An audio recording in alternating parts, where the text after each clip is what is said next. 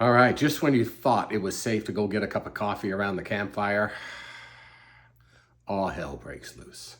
Reptilicus, aka the Wild Man, he rises like Moby Dick, smashing, crashing, bashing, and everything else like it. The first thing he does is squish two of the guards that were set up around him. That takes him like what, a half a second? Just prior to this, Guts and Griffith are having a very pleasant conversation. Guts doing all the talking, obviously. He's trying to be encouraging to Griffith, which is counter of the nature of Guts. But he's a friend, first and foremost. And so he's saying nice things to Griffith, like, won't be long before you're back in action, you know. And Griffith, I'm sure, was underneath all of that helmet and armor, saying to himself, boy, what Guts doesn't know.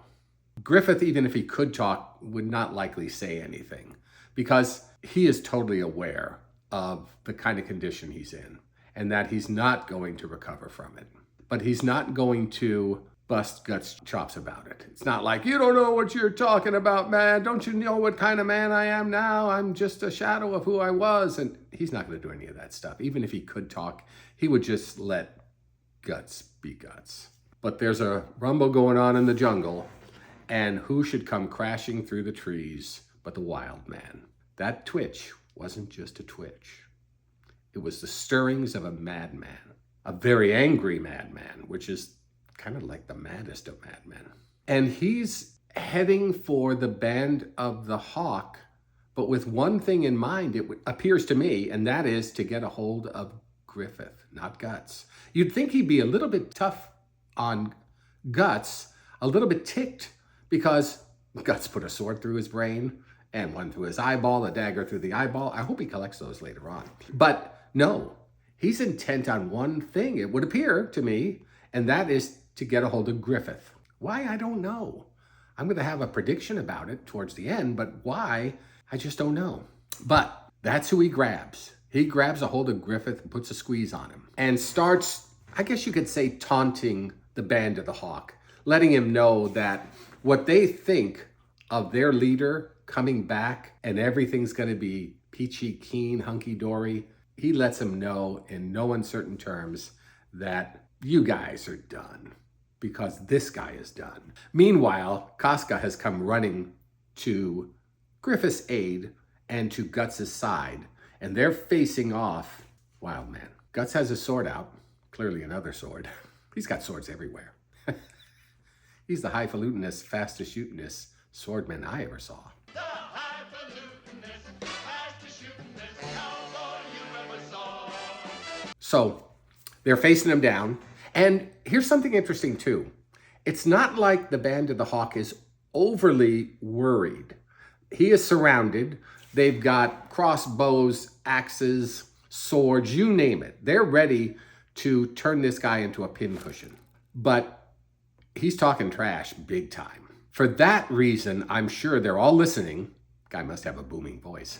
It's no doubt penetrating their psyches because he has taken the armor off of Griffith and they're seeing, all of them are seeing him really for the first time. And he's skin or hardly skin, mostly bones. I can tell you from a medical standpoint, there's no way he would survive the loss of that much skin. Skin is the biggest organ in the body. You can't lose 90% of it and live. You just can't. But this is a great story being told, and so he's alive. Maybe not for long. Now everybody at the Band of the Hawk sees their leader, who they love.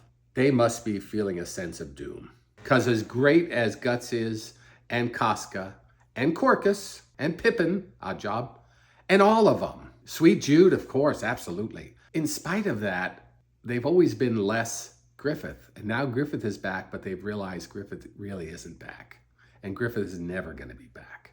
And now they got this beast taunting them. I would say the best thing they could possibly do is just let every arrow fly. Let every axe be tossed and let every hammer crash. But I don't know if that's going to happen or not. But an interesting thing happens.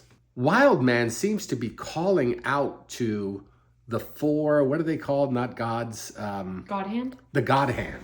And that there's four of them. And we see the shadowy figures superimposed or imposed behind or up in the air, who knows exactly where. Great artistry. The only one I can say I'm pretty sure of being there is Nosferatu's Zod. He seems to be one of them. What it turns out, to me anyway, is that Wildman is very fearful of what could happen to him if he dies and where he will go. He talks about, what was it, a void? Not a void, something else. We'll look it up. But he was going to go to his doom, and he wanted something from Griffith, and it was the Behelit. But we know that Griffith lost the Behelit to that,